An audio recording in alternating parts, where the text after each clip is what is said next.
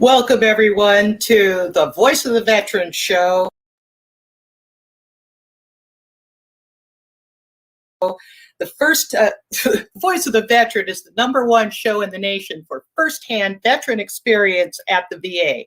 I'm your host, Army Airborne veteran Gail Ochiltree, and in the back we have MC Franklin, the producer, running things back there, keeping us on track. There he is. Thank you, MC, for showing up today.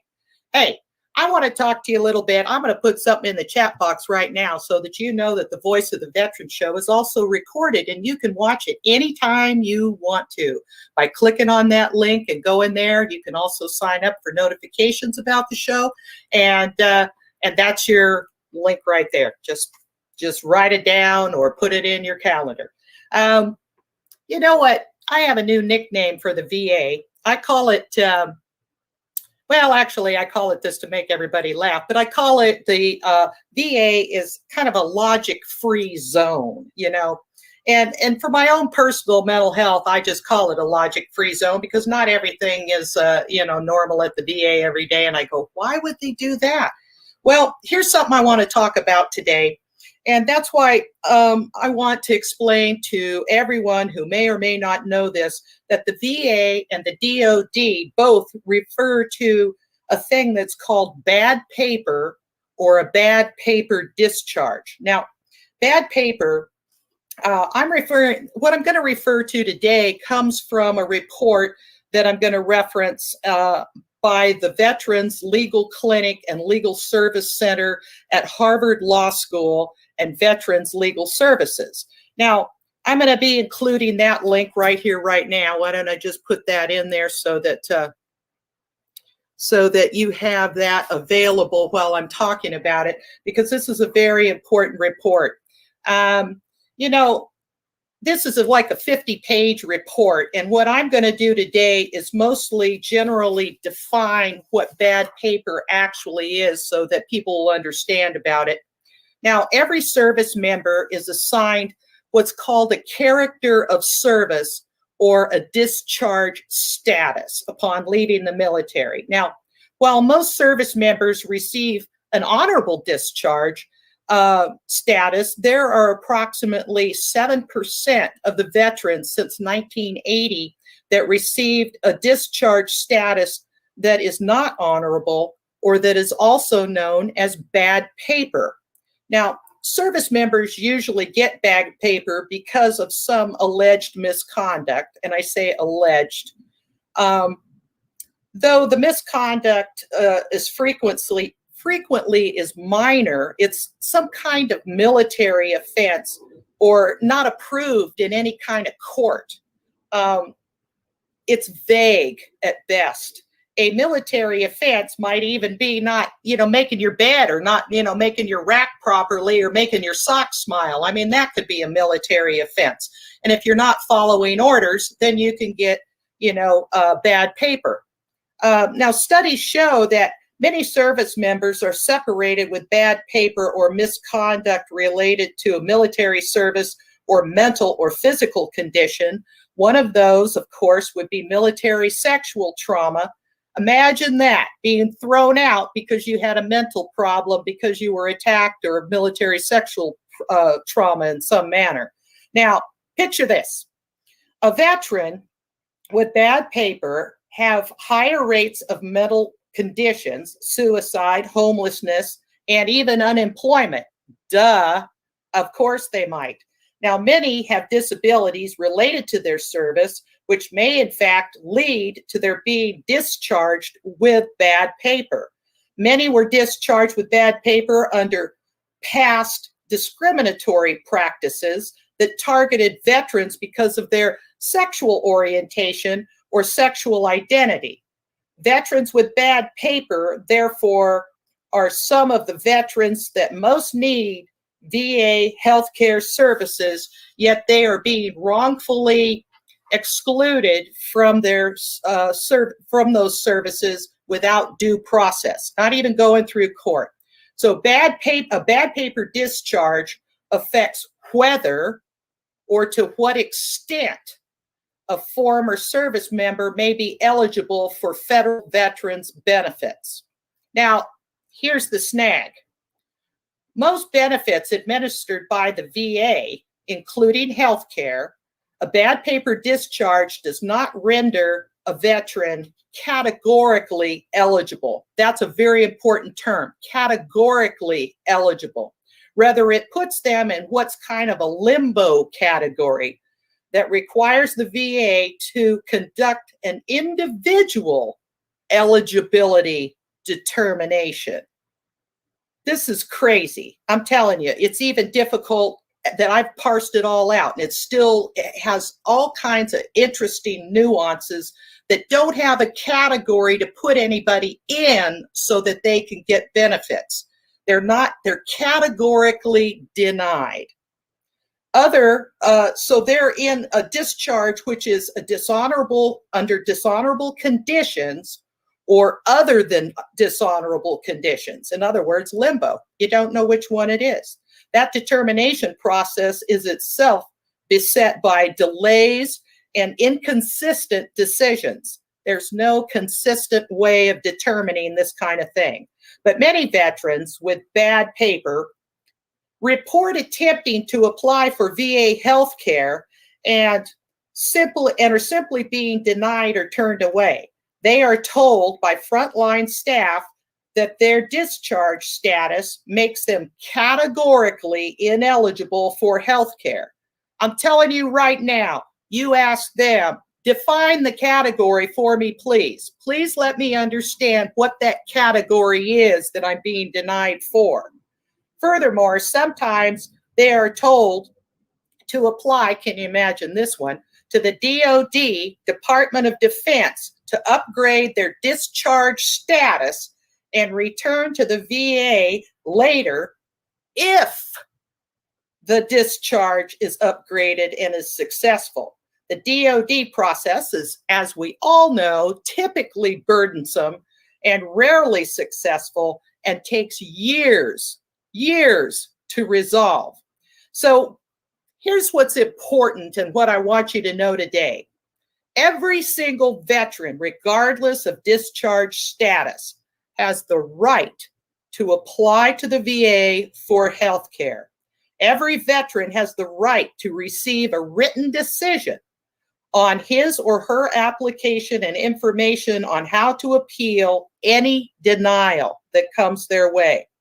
So I'm telling you, you have the Harvard report in the chat. You have the link. It's very important that you read this for any kind of details that you might have. If you know anyone who has quote unquote bad paper, you can apply and be denied and know why you're being denied and have due process regarding your bad paper. And I just want to bring that up today so that we all understand where to get the information on that, because it has been very confusing. And I'm proud of the veterans at the VA Law Clinic at Harvard for doing this report for us. Let's fire this show up with our first guest. I want to talk about what's going on in the VA today that's current. My first guest today is Monty Duarte, a VA employee at the CTRS tent camp at VA West Los Angeles. There he is. Hey, that's Monty, me. how are you doing? Great. How you doing, Gail? I'm good. Now I got that bad paper stuff over with. What a mess, huh? Did you hear that? Yeah, I can hear it. Man, I'm telling you, people need help to get through that kind of thing so that they can get benefits and come and see you. Hey, I want to ask a question. Now, what was your MOS in the military? I know we have some pictures of you too that we're going to show while we're talking about this, but what was your job? I was a fireman, but I had taken the petty officer for damage control, and I got that. But I had passed, but I didn't advance because they had too many guys that want to be damage control. Because at the time, like being a fireman, that was a thing that everybody kind of wanted to do, and there's a lot of guys, so you had to get like a perfect score. But my second time around, if I would have stayed in, I would have made, I would have become petty officer or whatever. Yeah. Well, we call it an MOS in the Army, military occupation specialty for the civilians out there. What do they call it in the Navy? My position was damage control. Oh, okay. And so that was actually your title when they would damage controlman. Yeah, I went from being a boiler tech to a machinist mate to a damage controlman. Because Ah, when you get in, if you don't choose a class or where you want to go or a school, they put you in as a fireman or a seaman, and then you go to apprenticeship training. And then after apprenticeship training, if you're going overseas, that's what I did. After you go overseas, home port training, then you go over to your ship. Oh, there's your ship right there. What's the name of that ship? That was a USS Belknap. I served with a lot of great guys over there, and at the time they didn't have any women on an all-male ship like this, which was too bad for a lot of guys. But Exactly. course, I mean, right. Other than the women being on board, it's just a nice thing just to see women sometimes and be able to chat and stuff like that, rather than going out at port and talking with some women that get hit all the time and they don't want to talk to you or whatever. It was tough. It was tough being on an all-male ship. Yeah, it always seems like it is a good balance overall. I mean, there are issues and problems gender-wise, but you know what? Right. I was in jump school, so I know what it was like to be around a mostly men, and I always had a great time. I mean, I just didn't have any problems with that. So tell me a little bit about where you were stationed. All right. Well, I was stationed in Gaeta, Italy, and which is about what's in between Naples and it's in between Rome. And that was my after I graduated. What a handsome guy you are. Well, thank you. That's without all this and a lot slimmer. Yeah, well, it happens. So Gaeta was beautiful. Cobblestone streets. It was just a beautiful place to be. Italy is a wonderful place. I had a lot of options to do different outside things from the military. Like they asked if we wanted to paint a cathedral and go up to Rome, and a lot of stuff at the time was kind of closed off. I don't know, they're restructuring or whatever it was, so we couldn't see not the Parthenon, but the Colosseum. I forget what they call it, but I really wanted to go in there and see that, but it was closed off. I think they were just restructuring or something. But I painted this church and was able to meet. They had some people from Africa that were coming over that this church was helping, and they were doing a great job with people coming in from different countries and like helping them get out of the homelessness in Italy. And then feeding them, stuff like that. So I was a part of a group that went out and painted the cathedral, church cathedral. And then the mayor of Gaeta had me and a friend come over to his home, meet his daughters, and they gave it, they had dinner for us and stuff. Italians are just wonderful people. I had a great time when I was there. I missed it when I left. I should have extended on for another 2 years, but I didn't. I went back to, Virginia. And I had a good time there too, but I just really missed Italy. That's what I was going to ask you a little bit about too, was, how long were you in the military? I was in for 4 years during the storm. So what were you thinking? I mean, I'm just trying to think about transition things, because we talk about a lot of things when veterans are transitioning out of the military. Did you have any kind of transitional help when you got out? Were there any kind of programs like, that helped you get a job, or, what was your plan? I was on a ship that they said that had hazmat or some hazmat stuff on it. And so what we had to do is I was worried that I have a constant cough now. And so it's been that way ever since I got out. And so I wanted to check. I want to do like a CAT scan, and involved with getting out. They were just like, well, we'll just give you an X-ray and then, that's it. And so for me, there was no big transitional thing. It was just your back pay on whatever you had. And that was it. Bye. So it was very quick.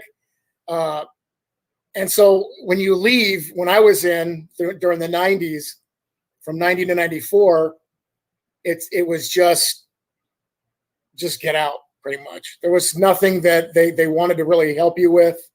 Didn't seem like they really cared. They just did your time and leave. So there was no Wounded Warrior program or any kind of group that reached out to you to help you transition into civilian life? I think I ran into the USO. They were a great organization. I was going through, I think when I was on like different flights, different areas, I would go to the USO and they were always very helpful and anything I needed. They had like little cots that you could sleep in and waiting for your flight, and they would wake you up and stuff like that. But as far as like any other outside organization, no one ever like really approached me. Even the VA, I did it myself. I went over there, and in about 97, I just felt like I was a number back then. And then I went back after I was just before I got married. I went and it just seemed like the same thing. I just felt like a number, and no one really cared. And then after I got divorced, that's when I really needed the help. And I think things had changed by then. That was in 2010. So, and then a lot of organizations like the VOA, Volunteers of America, PATH, those were the two that I really remember a lot. You know, trying to always, they were always there to help me out when I was going through my homelessness phase. So clearly you care about veterans issues because I know that when I met you, we met at the VA, and I know that you're a VA employee right now. What is your title right now, and what do you do? I am a peer specialist and also outreach. Primarily right now, I'm more of a peer that deals with CTRS at the VA, which is care. Now, CTRS, we want to say what that is for the people watching. Right. CTRS. Care, treatment, rehabilitation services. Excellent. So we don't just do one kind of service. We do a lot of different ones. We have a peer like myself to talk with our vets and deal with the emotional side of what might be going on. We don't get clinical because that's what we're not certified for that. Right. But we try to help out as much as we can. If we know a guy is or a female is a veteran that is in a situation where they might be, you know, thinking about suicide or whatnot, we try to talk to them. And then we have social workers that deal with that side. And then if it's really a bad situation, then of course, then they go to the medical side and then see their psychiatrist. But as a peer, that's what I do, peer specialist. Well, that's an important job. I know we have VSOs, we have social workers, we have peer support specialists, and we have caseworkers. And we're going to be not clearing that up today, but that's certainly something very important that vets need to know, that there are all these different levels of people that can help them out with issues like, you know, and what you're doing is a very important job. How long, Monty, have you been working? Now, you work at VA West Los Angeles right now. Is that correct? Yes. I've been there probably for about 2.5 years. 2.5 years. Yes. Okay. So now I don't know. Let's talk just a little bit. I'm going to make a statement here. The tent camp right now at VA West LA is an initiative, and it's not a program. So the difference is the funding. Program is ongoing funding. Is that how? That's from what I've heard. I don't know too much about that side. Shannon Santini, she's our. I don't know if I didn't want to throw the name out there, but she's my boss. No, I know who she is. She's good. Right. She does a great job out there. I wasn't thinking I threw her name out there. No, she'll live. For goodness sakes, we're talking nice about her.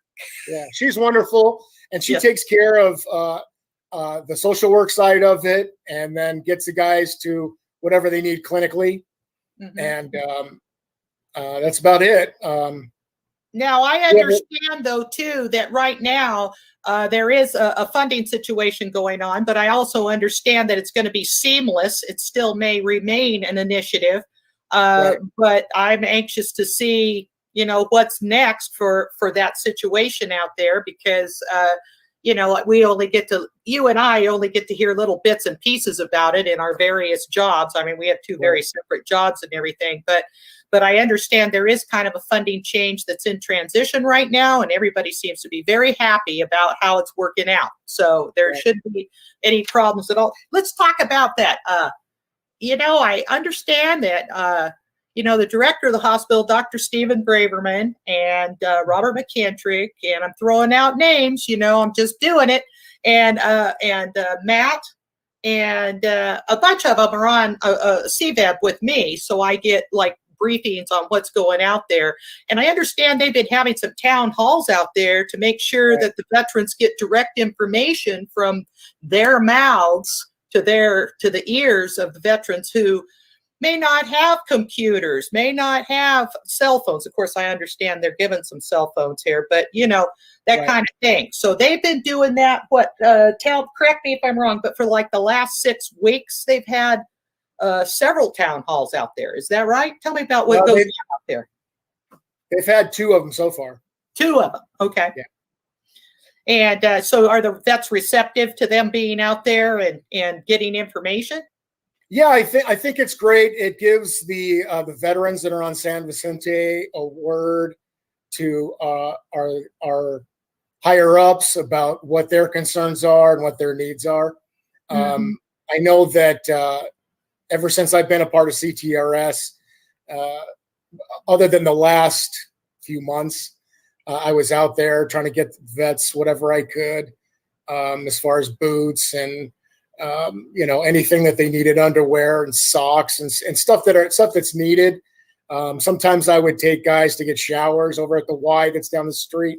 And I was doing the transportation side of it if I could.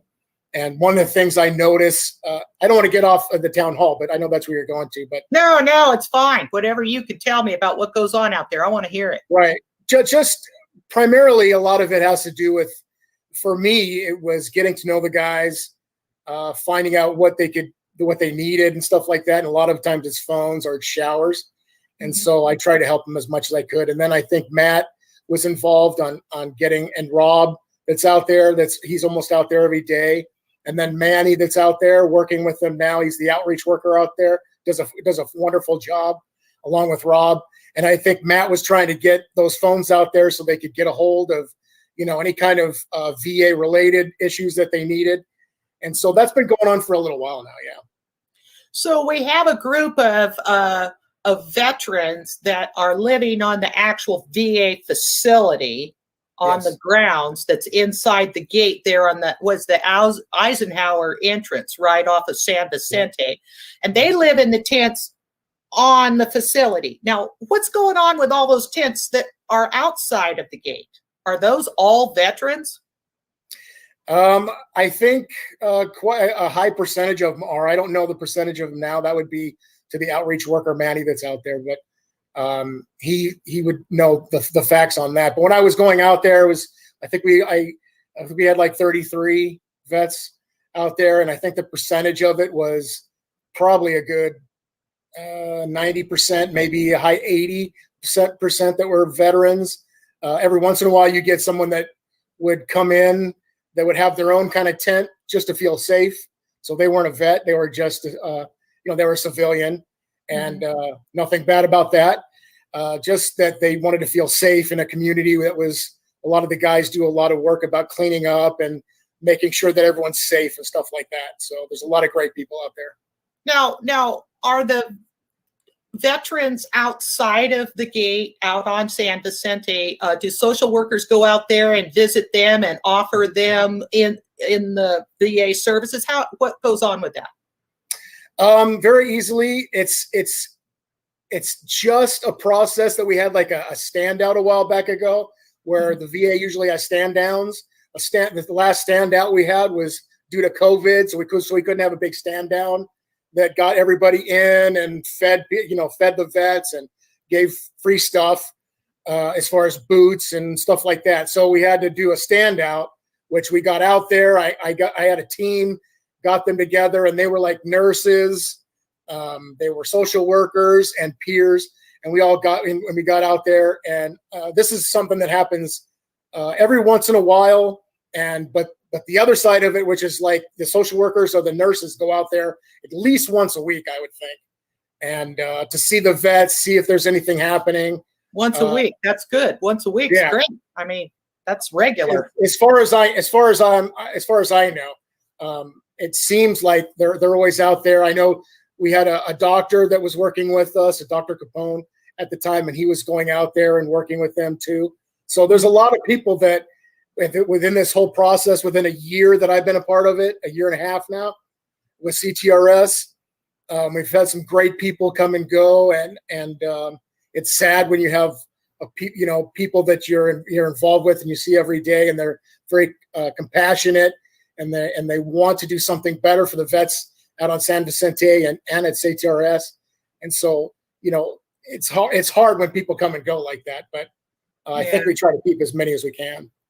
Now, out at the tent camp, they have shower facilities. I've been out there. I've seen that. They have, regular restrooms, and the upkeep on that is a regular thing. It's not like some construction site out there, So that's a lot of dirt, though. Pardon me? It's a lot of dirt. Yes, it is. Yes, it is. It used to be a grassy, nice little lawn, and now it's primarily almost all dirt around CTRS now. So it's kind of. But they did put out platforms for these tents to go on, so that they're not just sitting there in the mud and the rain. Right. And Voluntary Services has a new name, of course, that I can't remember right now. But they have an entire facility that can give people suits and pants and shoes and things to go get a job. Right. Now, are the vets encouraged to be in a program while they're in the tent camp, or are they just laying around in their tents all day? Well, it's a low demand process, a concept. I don't know. We're not a program, so we're an initiative. Oh, good point. The facts. Yeah. You know what I mean? So all I can say is it's low demand. Yeah. They're able to come and go. There's no curfew.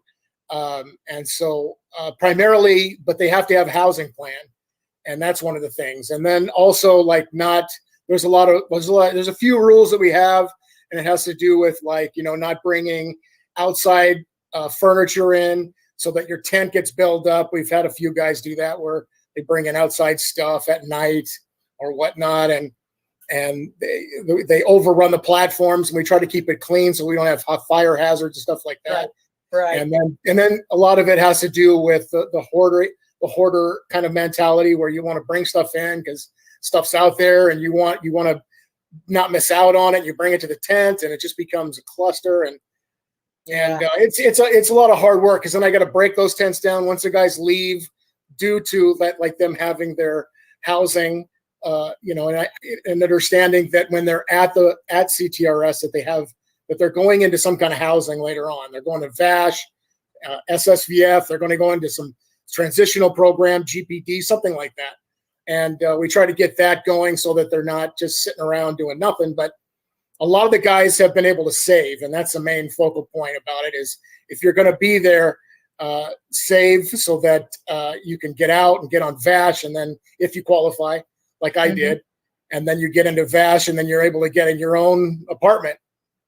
Right. And let's talk about, I know you mentioned earlier to me, and I don't want to leave this out before we finish up our interview here, about women in transitional housing, because, that's an ongoing subject that comes up at the VA almost every single day that I'm there, about transitional housing for women. So go ahead, and I don't have any questions to ask you about it. Just tell me about it, your own words. From when I started, it was a lot of it. I was a part of the VOA at the time. And then before I got into VA, it was a lot about, I was going to USC collaboratives, and I would have women with kids or women vets by themselves come in, and they'd be crying, and they'd wonder where they could go. And there was just not enough facilities. So I would specify at these USC collaboratives that we have that the VOA is a part of, and PATH and the VA and some congressmen and some field reps go there and stuff like that. And so all it is what I found was that there wasn't enough for women. And so I would always try to specify that with the VA and try to get help for the female vets. It's always a hard process, but I know I've heard the VA is opening up a housing structure that they're refurbishing now for female vets. And then I also heard San Pedro out there is going to be opening up something for female vets too. So it's a deep thing for me. There's I looked it up, and like there's 18,000 female veterans that are in poverty, and then as far as homeless, it's like between 24 and 2,700 female vets that are out there and that are homeless. So it's something that's out there, and it's a hard thing. It's tough for female. Yeah, but I'm glad you care, and I'm glad that you're talking about it, and I'm glad that we have this platform and situation where we can promote what's needed for female vets. And I'm very proud of the work that you do. Clearly you care. And I want to tell you how much I appreciate your being on the Voice of the Veteran show today and talking about these issues. And I'm going to come out and visit you again at the tent camp, and we'll sit and talk some more about this and see, you know, what it is we can do to work with the VA, not badmouth the VA. And of course, this show isn't about badmouthing the VA ever. It is about what can we, and we're not rubber stamping them either, for crying out loud. We're trying to do the right thing for veterans. And I really appreciate your hard work and being here today. And maybe you can come back really soon and tell us some more details about what's going on out there. Thank you very much for being here today, Monty Duarte. Thank you. You're a proud veteran. Thank you. God, what a great guy he is. Hey, I want to tell you something that happened before we bring on our next guest here. I did a dumb thing, and here's what I did. I shredded my EIP card. Now, do you know what that is? That's an economic impact payment card. Now, here's the reason why. I can hear you out there laughing at me already. Well, it's not too much fun what went on. But anyway, I recently received a letter, and it was from the Department of the Treasury of the United States asking me why I hadn't activated my EIP card. And the card that they sent me, by the way, on March 11th, back when, 2021. March 11th, and I'd shredded it. Well, I opened up the mail, and I saw this Visa card, and I don't know about you people out there, but man, I'm telling you, when I get a card in the mail and it says all you have to do is activate this and you can use the card immediately, well, that normally means that I'm taking out a loan for a couple $1,000s, and I didn't want to do that, so I shredded that sucker. Of course I did. I do that quite often. But I didn't read the fine print and know that it was the EIP card. Well, I felt like an idiot because this is like $600 in the shredder. You know what I'm saying? Woof, that's a lot of money. And so I shredded that sucker and felt like an idiot until I found out that there are thousands of people that have done the same thing. And that's why I got this letter in the mail about how to fix it. So basically, I called up on the phone, you know, and talked to somebody. I actually punched the buttons through, canceled out that last card, told them what happened to it, that I'd shredded it. Nobody stole it. It was shredded. And they were going to send me another one in 10 days. In 5 more days, they're going to send me that card, and everything is okie dokie. And so if you're out there, let me tell you, I have now since found out that there is actually an announcement on, what's the name of that for old people? AARP. That's right. And AARP, and they are saying, do not shred your EIP card. People, too many people are thinking that it's something that it isn't, and that is money for you. So I'm telling you, just look twice before you do any shredding. Okay, boomers. Yeah. So here we go. Guest number 2. Robert is, you know what? I forgot how he said to pronounce his name, and I'm going to ask him first thing when he pops up. I'm telling you, my next guest is Robert, and he's a longtime friend of mine, and I still can't pronounce his name correctly, but whatever. So Robert's a nurse. He was a nurse at the VA, but he currently works as a nurse at the LA County Jail Towers. He's a Navy veteran, and there he is, right there. And Robert, I'm so glad you're here today. How are you doing? I'm proud to be here. Thank you. How are you? All right. So you were in the Navy. Yep. And tell me about, what was your job when you were in the Navy? Tell me a little bit about that. I went in 1976 when our wonderful Jimmy Carter was president. And yeah, went in there, got the NTC at San Diego. Didn't have my choice of where to go, but they asked me about training for a corpsman or being a boatswain's mate. Well, me and my little naive self, I thought, okay, well, I'll take the first thing that comes along, which was boatswain's mate, and I got the corpsman training later. So I got sent after NTC. They sent me to Philly, the biggest rainstorm I ever saw in my life. On the first time on the East Coast, flew over a hurricane, followed the coast of Ireland. I can remember it like it was yesterday. Landed in Rota, Spain, and spent there for about a week, 2 weeks. Got to know the people there. Went on to Sicily, did a little bit of work there. Then I got transferred to the USS Nimitz, the 6th Fleet, and I was in heaven. I went all the ports over there and just really enjoyed myself. So that's why you still travel around a lot, because you still like, so the Navy kind of got you into that, checking things out from here and there. That's why I went into the Navy, because I knew I was going to travel. I always wanted to travel. My parents never went anywhere. Well, how long were you in the Navy? 2.5 years. I got a special program, which means you were in for 2.5 years and then you got out. And if you wanted to stay in longer, of course you could, but I didn't. I went on with my life. It was disco and I wanted to have a life. Yeah, exactly. Well, there's nothing wrong with that. And I'm proud of your service. Now, right now, I met you when you worked at the VA as a nurse.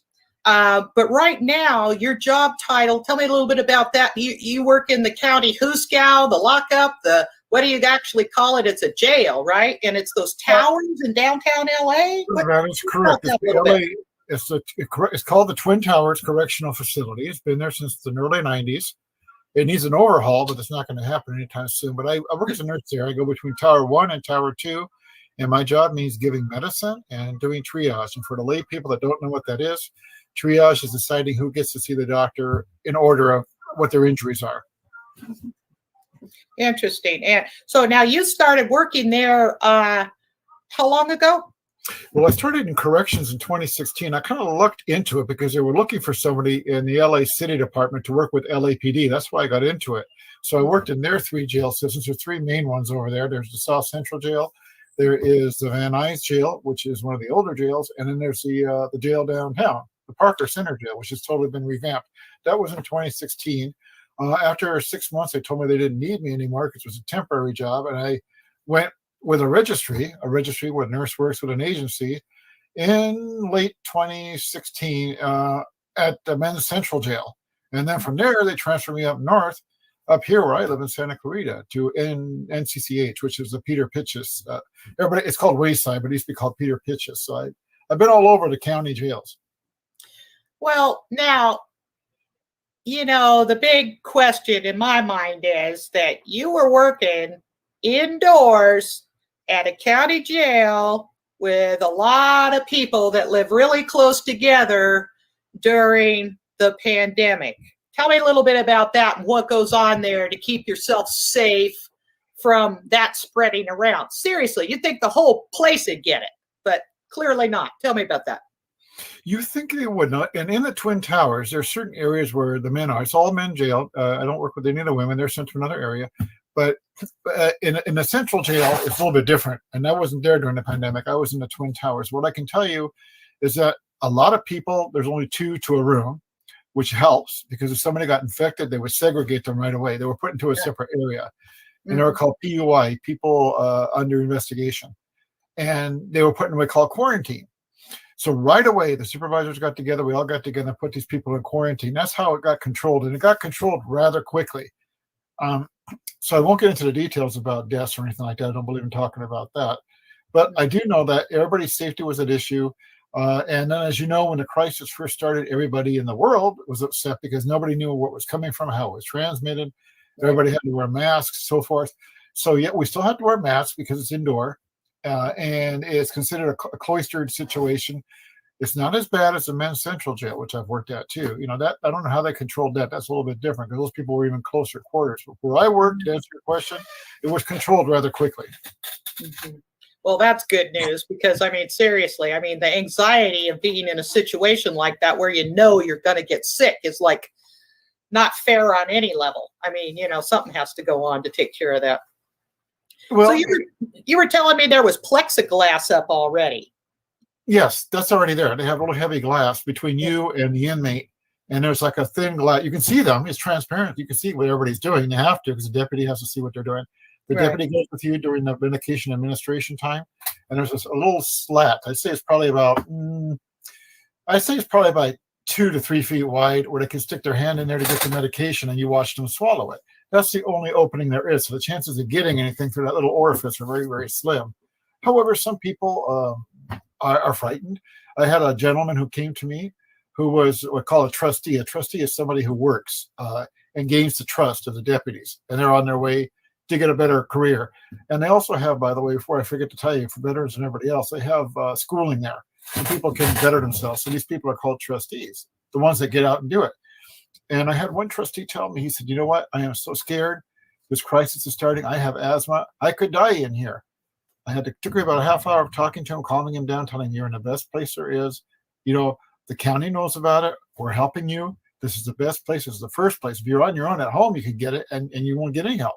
You know, so that seemed to calm him down. So that's what I did. I calmed a lot of the men down by talking to them and letting them know that they had help. Well, that's good. That's good. I can imagine that you would. I've just known you for a long time, and I imagine that you'd be absolutely a help to people in that situation. So Robert, tell me, how many veterans first of all, how many people are actually in that jail facility? And how many are veterans? Okay. The first question you asked is how many people are in the correctional center in all of LA County. I don't have any idea, but the last I looked, which was about 6 months ago, there were probably from before the COVID, it was like 10,000 people in the whole county area, in the Twin Towers and Men's Central Jail. That I saw. And they do give you a countdown all the time. You can look at it and see who's in there and who's not in there. Right. Since the COVID, a lot of people were sent home. I believe, and don't count me on this, but I believe they got ankle bracelets and stuff like that. But a lot of people are coming back now that the COVID is easing up. So there's always around 8,000 people that are in those two areas, not counting the northern LA County one. There's probably about 4,000 or 5,000 there. So when you're dealing with all this and you have a situation like COVID, naturally, it was the first thing that the county people did is to look in there. I'm talking about supervisors and people that make the decisions, the administration. And they got cracked down on fairly quickly. So we did not have that many problems over there. Interesting. And what percentage of those would you say or number are veterans? Correct. I say hard to nail it down because a lot of people are embarrassed to say they're veterans. They don't like to talk about it. Now, in my travels, I see them when they're getting ready to go to another cell. They're getting ready to go to another area. The deputies are escorting them out.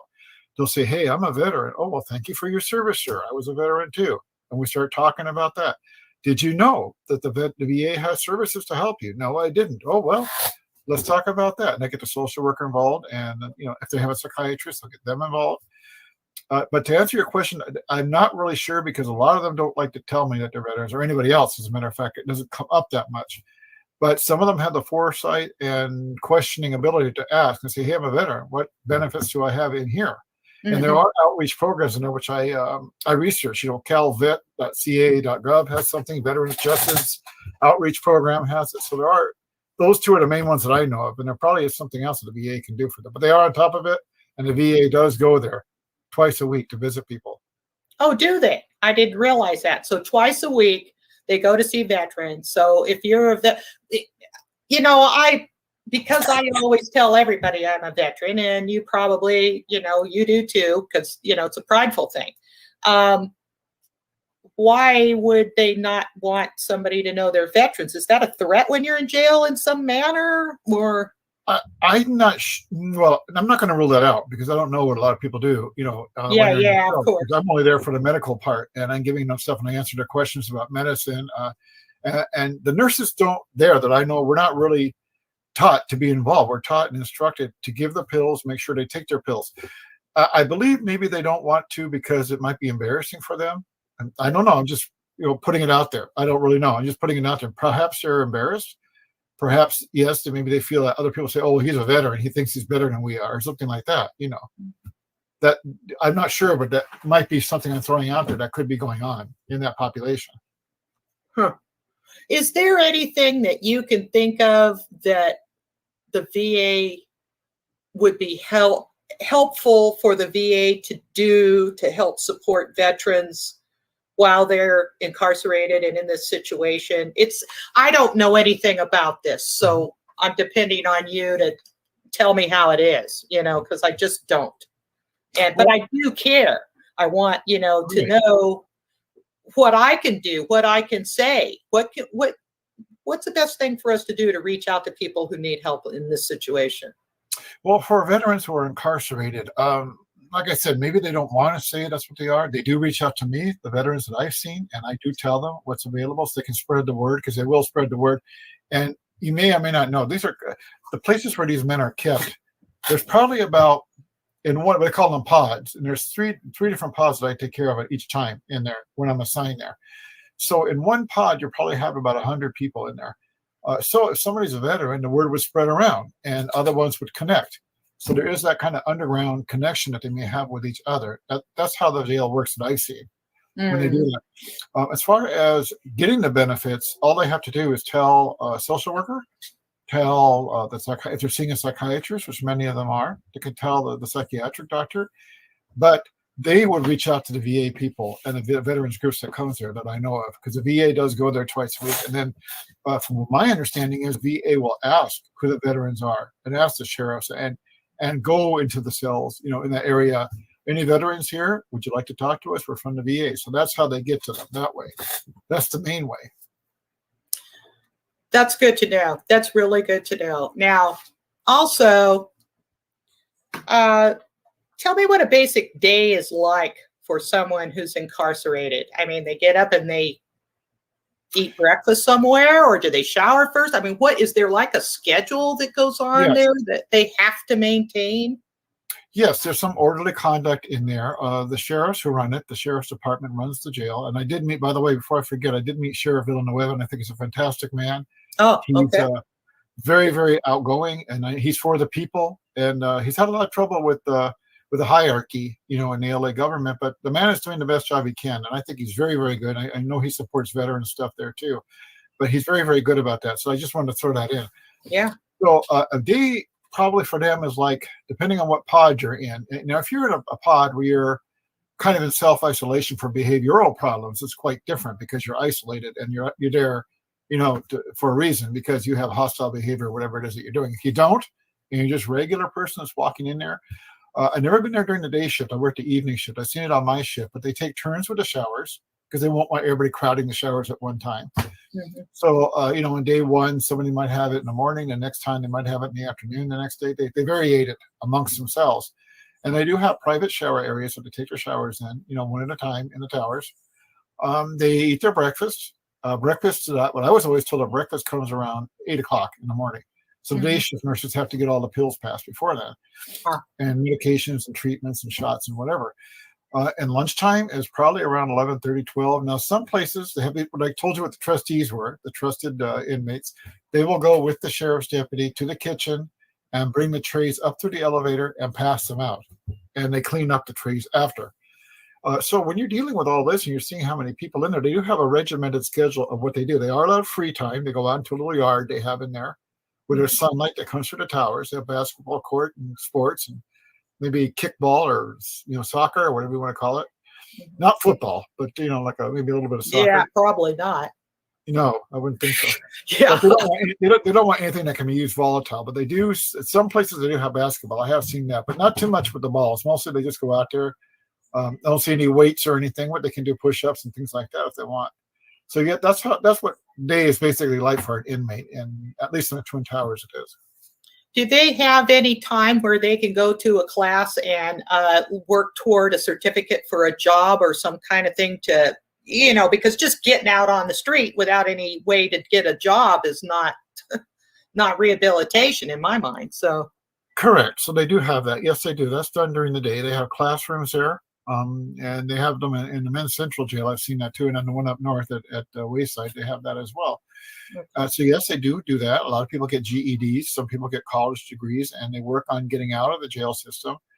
Some people do go to the prison because I think you and I have talked about this before. The last governor that we had put out a bill which would make people who are in the county jails be able to stay longer than just a temporary situation, which overwhelms the jail system in all of California and all the counties. but they don't go to the state prison unless they have 5 or more years to go. And then even now, because of COVID, that's delayed. But you do have education, and a lot of people get out with college degrees, and hopefully they find a way when they get out to be hired, and someone takes a chance on them. And there are a lot of success stories when people come out of the jail, so they don't have to be in. Unfortunately, a lot of people don't even have more than a 3rd, 4th grade education. And the reason I know this is because I will pass the pills, and they ask me, what pill is this? What pill is this? All they do is they recognize the colors. They don't know the names, and they don't know what it does. They don't remember what the doctor told them. So you're dealing with that too. Wow. I guess I was so fortunate to get to go through school, and when I hear this kind of thing, I seem to think somehow that everybody's gone through high school, and they just haven't. But I'm really happy that there's a way for people to better themselves while they're in a situation like that, and not have to be. It's got to be a negative experience, I guess. But to be able to better yourself would make it a much more positive experience. But well, I do have to say, while you're talking about the situation, there's a yeah, lot of media and a lot of people have seen that the law enforcement does this, law enforcement does that. The sheriff's deputies that I work with are the most professional, understanding people I've ever worked with. They are really, really good to the inmates. They treat them very well. They have to give them, they have to show them respect, but the inmates do, and they do. And there are some problematic people, but the deputies do a very, very good job. I'm very impressed, and I'm very proud to work with them. The men and women I work with are fantastic. So it's not like all the movies we see where everybody's getting beaten up for no damn good reason. No, not at all. Not at all. And well, I haven't that's seen anybody to get beat up at all. Never. Now, you said something about LAPD. Now, you weren't a police officer, were you? Oh, no. I'm a nurse. I worked with the LAPD in the city jails. Right. That's what I know. I just heard LAPD, and I go, well, wait a minute now. How does that work? So you're not a sheriff either, just because you work with the tower. So, well, that's good to know. Well, hey, Robert, we're getting to the end of the time here. I want to just thank you personally very much for sharing your, spending time on the Voice of the Veterans show today, and for your dedication to veterans and also to people who are incarcerated and need help.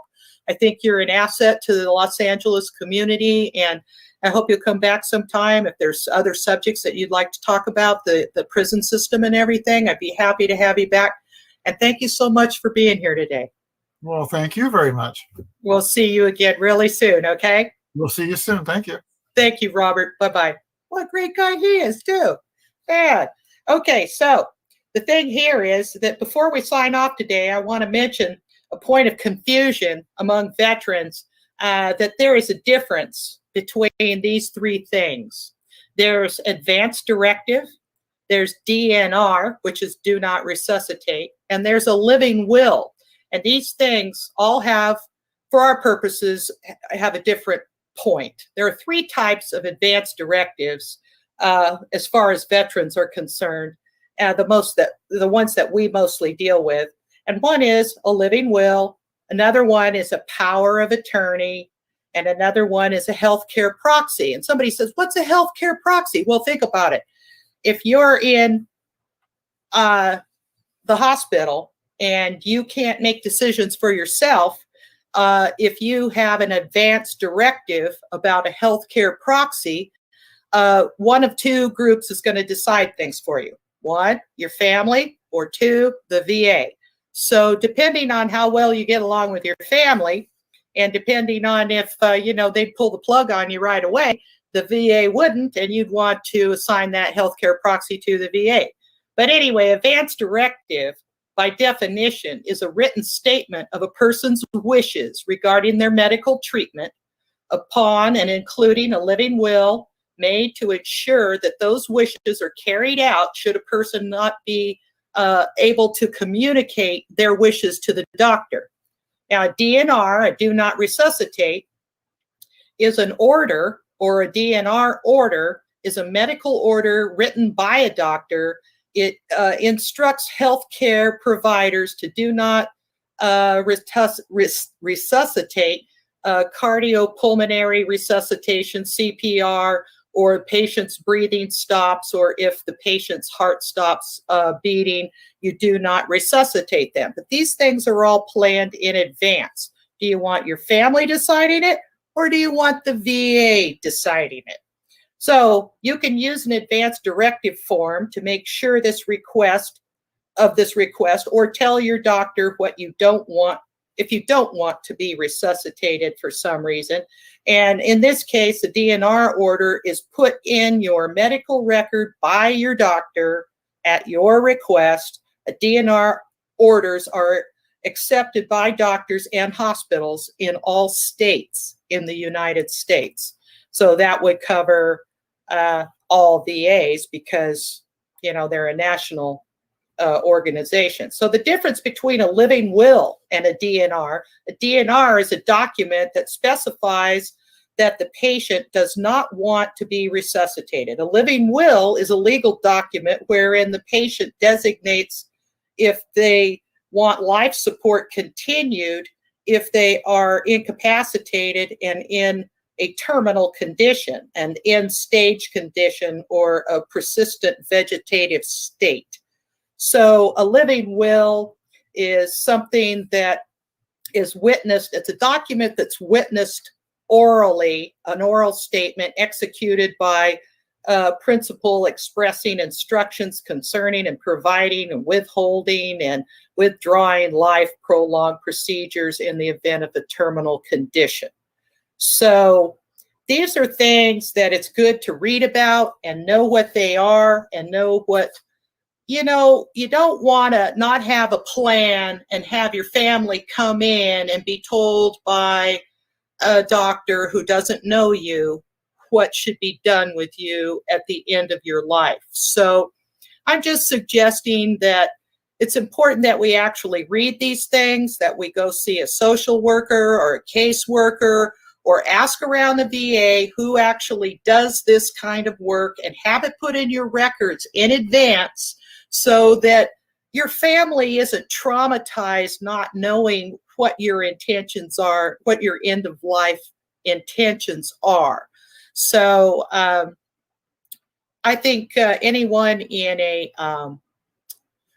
PACE clinic, your primary care physician would be able to direct you to that person who could help you fill out those forms. And it takes about, 20 minutes or so, maybe a half an hour to sit down with a caseworker and actually fill out these forms and have them immediately then signed by you, copies made. You can give them to your sister, your daughters, your brother, your whoever you want to know about this stuff in advance, and it will be permanently in your VA record so that everybody knows what your intentions are for yourself. That way you've made your own choices about life and death, and that's important for all veterans to do that and just make it a smooth transition for your family, seriously.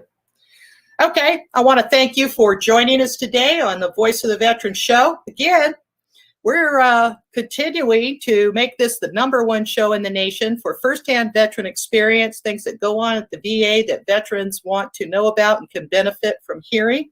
And I want to thank Monty and Robert for being our guests today and chatting it up with us about various subjects that are important to veterans, things that they should know. And I think we've had a lot of great information here today. And I am your host, Gail Ochiltree, Army Airborne Veteran, and I'm signing off. Thank you so much for watching our show. Remember, it's recorded.